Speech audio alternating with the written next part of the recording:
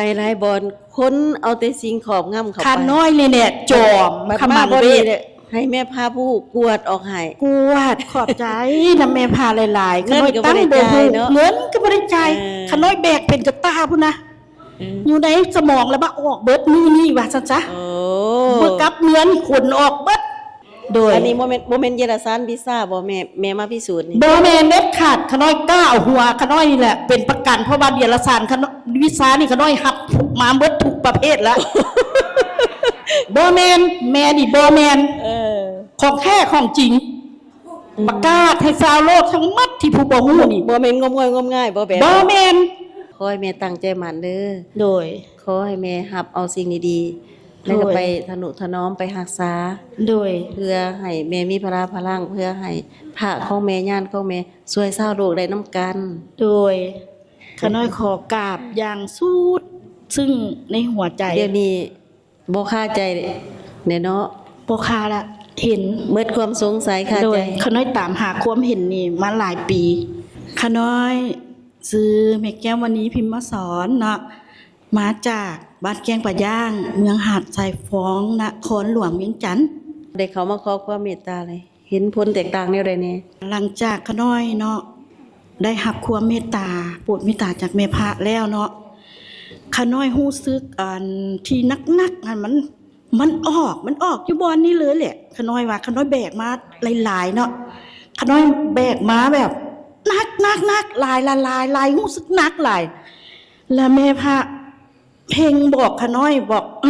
ติดตามเอาไปสินะคือมีบอกในหูขน้อยนะทางออกบอกให้ตั้งใจหายใจเข้าหายใจออกแม่พาสิส่งบุญให้เขาโดยขอให้เขาออกโดยขน้อยรู้สึกได้แล้วก็รู้สึกว่าออกแบบว่ามันวางปวดออกแล้วนะและความรู้สึกอีกอันนึงเนาะสมองขน้อยแบบโล่งเลยแบบ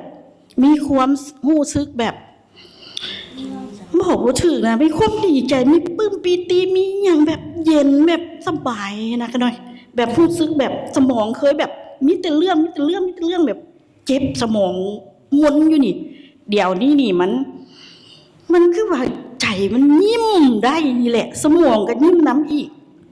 แต่เรื่องลมหายใจเนาะคณะเขาตอบต่อลมหายใจหันยังฮอดแต่ท้องยังไม่ได้ถึงแบบคือทะลุปุโปงฮอดแต่ท้องนี่ดีขึ้นกว่าเก่าบ่ดีขึ้นก่อนเก่าแต่กิมคายหันใจป่าอยู่กันด้วยเอาอยู่สิสินะโอ้แต่ก่อนลมหายใจฮอดแต่นี่ด้วยโอ้ตอนนี้ฮอดท้องก็ได้บ้านนี่มันเข้าไปมันเข้าไปฮอดท้องค่ะน้อยก็รู้สึกว่าโอ้ยเป็นยาวิเศษแล้วได้นี่เด้เห็นภายในจักนี่แหละรู้สึกนี่อยู่นั่งอยู่นี่แหละบ่ได้นับเวลาเลยเด้อขน้อยหั่นน่ะแบบว่าบัดได้จับไม้ล่ะรู้สึกอยากเว้าอยากแสดงออกมาตื่นเต้นปลื้มปิติหลายที่ว่าหลายบอนที่ขน้อยไปมาเนาะบ่เว้าสักประวัติ8 ปีหั่นเนาะ8 ปีขึ้นหลังว่าซั่นซะบัดนี้ขน้อยมาพบผู้ช่วยได้บ่แม่นขน้อยละเห็นแต่แม่ทองแก้วชุมพลพักดีแล้วก็แม่พาผู้ฮู้แพพระแม่พาเมตตานั่งอยู่นี่บอกขน้อยสอนขน้อยอยู่นี่หันใจเข้าฮับเอาไปสินะซอยขน้อยอยู่นี่นะขน้อยนะพบผู้ช่วยได้แล้วแม่นพบผู้ช่วยแม่ได้แล้วโดยเห็นแล้วผู้ฮู้ที่ว่าเพิ่นห้องกูกเอาขน้อยหั่นนะมีคำหนึ่งเว้าเด้พบผู้ฮู้เพิ่นห้องกูกเอาเฮาหลงทานตั้งนานน่ะลงทางไปหลายทางว่าซั่นซะทางบ่ฮู้บ่แจ้งตึกกระทึกนึกน้องขน้อยน่ะขน้อยก็บอกได้เต็มปากเต็มคำว่าเพิ่นฮู้แท้ฮู้จริงเหรอฮู้เรื่องช่วยทุกคนหั่นแหละแม่นขน้อยก็รู้สึกได้ว่าดีขึ้นในจิตใจและสมองขน้อยนี่ปลอดโปร่งจิตใจขน้อยเข้มแข็งขึ้นที่เคยเครียดง่ายเครียดหยังกันละมาเห็นตัวเองเบิดบัดนี่สมองนี่ถือจัดจอดใหม่เนาะโดยแม่รู้สึกแนวนี้เนาะโดยรู้สึกแนวนั้นถือจัดจอดใหม่ถือพัดตามผู้บอกโดยเบิดเลยถือปั๊บโดย เอาแต่สิ่งดีไว้สิ่งบ่ดี โด คัด ย ออก แมน แนวนี้ติ ฮู้สึกได้ว่าตัวเองนี่ดีขึ้นเบาย่องเลย โอ้ทันทีทันใด โดย อืเป็นบุญถือว่าเรื่องนี้เป็นบุญแท้บุญจริงบ่ บุญแท้บุญจริงบ่ได้อุปโลก ได้เห็นว่าพาผู้ฮู้นี่เก่งบ่ ขน้อยว่ายอดคนยอดในหัวใจขน้อยยอดที่สุด ยอดคนก็แม่นแต่ว่าพระนี่เก่งกว่าคนนี่พระผู้เกิดในคนนี่เก่งกว่า พระขน้อยยังบ่ได้เห็น แต่ว่าเห็นแต่แม่ทองแก้วว่าแม่ทองแก้วนี่แหละ ดีเลิศประเสริฐสีแล้วก็ย้อมเงินให้แม่ไปบอกพระแม่ว่าขน้อยขอบอกขอบใจขน้อยมีบุญคุณแล้วขน้อยเห็นแล้ว เป็นบุญ ขน้อยตามหาความเห็นนี่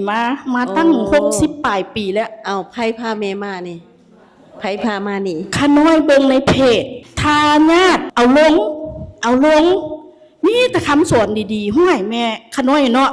กับฟังมาหลายเนาะเท่าหลายปีเด้ถ้าฟังมาหลายแล้วมาเจอคำสอนตื่มอีกมันละเข้าใจเลยอยากมาอุดโทอยู่บ่ได้มาเดียวนี่ โอ้ ขับรถมาเองฮอดเลย เป็นผู้มีบุญเก่าเสื่อมต่อ โดย เพราะว่าคำสอนผู้ฮู้ก็มีคำสอนรวมๆปนๆก็มีเพื่อให้มีความเข้าใจได้ โดยสมเทียบ ได้ ได้ ว่ามื้อนี้มาเห็นตัวจริง โดย มา เห็น มาสูนจักเทื่ออะไรมานี่ เห็น มานี่มาจักเทื่อแหละ มาเลาะมาเที่ยวมาจอบเบิงนี่ประมาณหลายเทื่อแต่มาปฏิบัติแท้ละแม่นมามื้อวันที่วันวิสาขะหันวันเดือน5หันที่26หันหาวันที่2แม่เฮ็ดหันขน้อยมา จากวันตอน 5มื้อ โอ้ตอนนี้มาจากวันอีก ตอนนี้ได้9มื้อ โอ้ นี่เลขเก้าเลขงามเด้อขน้อยเด้ดีใจจนออกหัวออกบึ้ยิ้มได้แบบเต็มหน้าอยากบอกทุกคนว่ามีเพิ่นห้องเลยเด้อเขียวมาเด้อพวกเจ้าเขียวตื่นเขียวผู้ซึกเด้อ ไปหลายบอนคนเอาแต่สิ่งขอบงำเข้าไป ข้าน้อยเลยเนี่ยจอม บัด ขมั มาง บ่ เว ดี ท เลยให้แม่พาผู้กวดออกให้ กวดขอบใจนะแม่พาหลายๆ เงินก็บ่ได้ บ่ จ่ายเนอะ เงินก็บ่ได้จ่าย เออ ขน้อยแบกเป็นกระตาพุ่นนะอยู่ในสมองแล้วบ่ออกเบิดมือนี่ว่าซั่นซะ โอ้ เมื่อกับเงินขนออกเบิด โอ้เป็นบุญ โดย อย่างยิ่งกล้ายืนยันต่อพี่น้องบ้านเมืองชาวลาวชาวโลกบ่ กล้าขน้อยกล้า โอ้ ยืนยันตอมสาวลาวทั้งหมดแล้วก็ประกาศทั่วโลกครอบจักรวาลพุ่นแหละสาธุ ว่าสามโลกธาตุนี่ให้หับรู้โลดว่าเพิ่นมาโปรดเฮาแล้ว เด้อเพิ่นมาโปรดแล้ว ผู้ใดบ่ฮู้เขียวฮู้ผู้ใดบ่ตื่นเขียวตื่น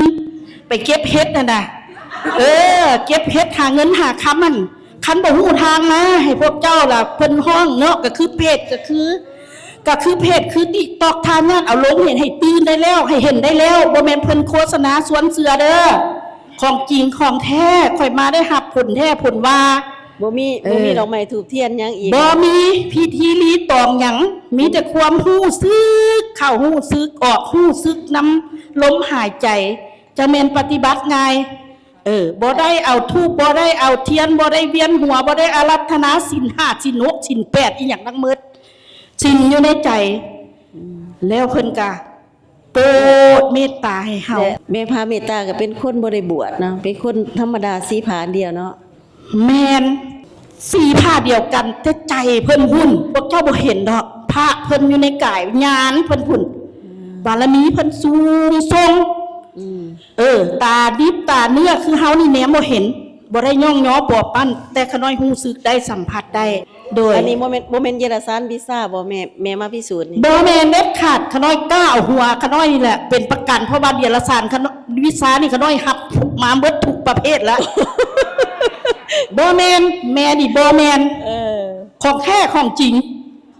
ประกาศให้ชาวโลกทั้งหมดที่ผู้บ่ฮู้นี่ บ่แม่นงมง่ายบ่แบบ บ่แม่นผู้ใดเว้าให้แม่พระผู้ใดสร้างเรื่องผู้ใดให้ความบ่ดีระวังเด้อกรรมตามทันเด้อขน้อยขอเตือนแม่นผู้ใดคิดบ่ดี เป็นต้นญาติพี่น้องเป็นหมู่เพื่อน เป็นทุกคนก็ตาม ผู้ใดบ่ฮู้แท้บ่ฮู้จริงบ่ต้องเว้าให้แม่พระเด้อเชิญมาปฏิบัติฝึกด้วยตัวเอง มาพิสูจน์ เจอ กับแม่พาตัวจริงมาพิสูจน์เองบ่ได้เสียเงินจักกีบจักอัด มานั่งพิสูจน์แล้วเนาะ น้ำบ่ได้เสียเงินบ่ได้เซาเข้าบ่ได้ซื้อฟรีทุกอย่างหาผู้ประเสริฐเลิศล้ำเลิศมนุษย์กว่าแม่ยิงคนนี้แม่พาผู้หูแม่พาห้องแก้วทุกมนพักดีนี่คือสิบ่มีหนึ่งเดียวในโลกและในดวงใจขาน้อย จนล้มหายใจสุดท้ายของชีวิตขาน้อยขอถือเอาพระพุทธเจ้าพระธรรมเจ้าและพระผู้หูพระแม่เมตตาเป็นสารณะสูงสุดในชีวิตเด้อขาน้อยเด้อสุดท้ายก็เท่านี้แหละเนาะขาน้อยเนาะโดยอนาพันมาเนาะขาน้อยก็ขอแบบว่าความโมโหบ่แจ้งเนาะฟังทางนอก เอาไม่เขาก็ ฟังทางนอกหันมันหลายคนเว้าเนาะคนเนาะมันคนไปคนมาอยู่แหละขาน้อยมันยุ่งผู้บ่ฮู้ก็เว้าต่อกันไปบ่ฮู้บ่ได้สัมผัสบ่เคยเห็นหน้าฮอดแม่ก็เว้าไปเว้าทั่วทีบเลยเนาะแนวบ่ดีเฮาก็บ่จับจ้วงลวงเกินเขาเจ้าซะแต่ขาน้อยก็เชื่อไปสินะเชื่อก่อนนานเข้ามานี่นะเนาะความจริงนี่ตัวนี้ โดย ความจริงเป็นสิ่งที่บ่ตายขาน้อยกล้าเว้า โดยเอาเว้าโดดแม่เอ้ย แล้วขาน้อยนี่นะก็เชื่อก็บ่มาโอ้แม่นวะยามใดก็แม่นวะหูเบาบาดนี่ย้อนยานหูยานแจ้งย้อนติ๊กตอกย้อนเพจต่างๆลงห้วยคำสอนนี่มันของประเสริฐละเด้มันถูกละเด้ขาน้อยก็พิจารณา คนมีปัญญาเนาะ บ่เชื่อไผขาน้อยขอพิสูจน์ด้วยตัวเองขาน้อย แม่ผู้มีปัญญาเด้อ ขาน้อยจึงตัดสินใจไผบ่พามาขับรถมาเองขับรถหาก็เริ่มขับเป็นใหม่ช่ำมาด้วยความตั้งใจเต็มใจจิตใจตั้งใจมั่นอยากให้ทุกคนมีความตั้งใจมั่นคือขาน้อยนี่แหละได้คนเดียวมาตอนเด็ก ผู้เดียวเลยนี่นะแล้วตอนนี้เอาลูกสาวมาซอยละพ่อคุณซอย มีลูกสาวอีกตอนนี้ ด้วย เอาบัดนี้อยากว่ายังให้ฟัง โอ้ยสุดท้ายขาน้อยก็ขอขมาลาโทษในความบ่ฮู้บ่เห็นผิดทั้งกายวาจาใจผ่านมาขาน้อยก็บ่ฮู้ไปแบกไปอย่างมาหลายอย่างเนาะก็เป็นแบบว่าขอขมาลาโทษนะแม่พระที่ว่าขาน้อยกระใจฮ้อนใจวุ่นวายกระจกกระจายได้จับจ้วงลวงเกินก็ขอให้แม่พระหั่นน่ะโปรดเมตตาขาน้อยให้โหสิกรรมขาน้อยให้ขาน้อยบ่มีด่างพร้อยหยังจ้ะให้เป็นผู้ใจขาวสะอาดสดใส สวยเลยเด้จนเมื่อยน้ำกันนะ โดยจะมีอันคึดน้ำแม่พาแต่ก่อนแต่กี้ ได้ นะ พัดเด้อเด้ได้ทอนเด้อเด้ โดยขอกราบขน้อยกันยอมเมียนอยู่หัวแล้วแหละแม่พาผู้เดียวเท่านั้นหนึ่งเดียวในโลกชุดที่หักของทายาทหมดทุกคนแหละ แม่ กับ พา ของ บ่ ข มีห น้อ ยั ย งดอกขอให้แม่ตั้งใจมั่นเด้อ โดย ขอให้แม่รับเอาสิ่งดีๆแล้วก็ไปทนุถนอมไปรักษา โดย เพื่อให้แม่มีพละพลังเพื่อให้พระของแม่ญาติของแม่ช่วยชาวโลกได้นํกัน โดยขน้อยขอกราบอย่างสุดซึ่งในหัวใจ เดี๋ยวนี้บ่คาใจเด้เนาะ บ่คาละเห็น เมิดความสงสัยคา โด ใจ ยขน้อยตามหาความเห็นนี่มาหลายปีครึ่งหลายละสิเบิดล้มหายใจละพญาติกระลุ่มเล่า3อย่าง4อย่าง จังคอยเบิ่ง ขน้อยสิติดตามไปอีกมี MP2 เบิ่งขน้อยแบบว่ากล้าเว้าตนหน้าแม่พระนี่คือแนวนี้ก่อนเนาะก็บ่หลายแล้วก็บ่น้อย มื้อนี้มื้ออื่นมื้อฮื้อ3 4 5มื้อแม่ก็สิเห็นความแตกต่าง ขน้อยสิมาเว้าอีกอยากประกาศให้คนทางโลกฮู้เห็น ว่า เว้อยู่รายการ เฮาเกิดหยังขึ้น อยู่ในทางกายและจิตใจขน้อย และเริ่มเว้าตะกี้ขน้อยเป็นคนเว้ามั่วไปเบิดน่ะ แต่เดี๋ยวนี้รวมสติได้บ่ตื่นสำรวมเว้าออกมาจากใจเลยบัดนี้บ่แบบแถลงแปลงลิ้นเป็นแล้วบัดนี้ตะกี้เป็น ก็ได้ยินได้ฟังแล้วก็ภูมิใจก็ขอให้ ขน้อย เป็นบุญจากยิงเด้อ ขอกราบพระบาทของแม่พระพุ่นละบ่แม่นสิกราบธรรมดากราบเด้อแม่เด้อขอให้โอบอ้อมขน้อย อยู่ในศูนย์ปฏิบัติธรรมแห่งนี้ขน้อยขอเป็นลูกหลานทายาทผู้หนึง ขอเป็นผู้ช่วยชาวโลกนํกันก็สาธุนำ โด แล้ ยว สาธุขน้อยสิพยายามบอกเมื่อทุกคนให้มาเห็นน้ำกัน สาธุขอขอบใจเด้อ ขอขอบใจหลาย ขออนุโมทนาบุญ ๆเมื่อทุกคน